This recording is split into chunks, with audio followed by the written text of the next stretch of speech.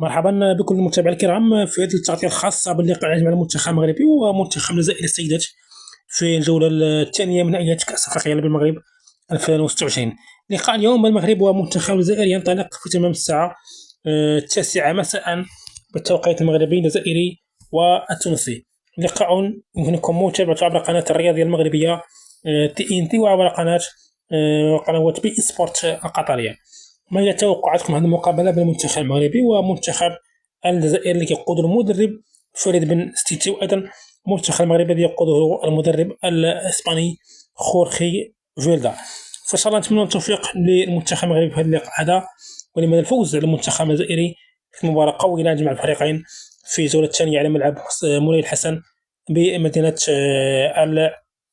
الرباط. فرجة ممتعة، ونتلاقاو إن شاء الله في آخر الفيديو.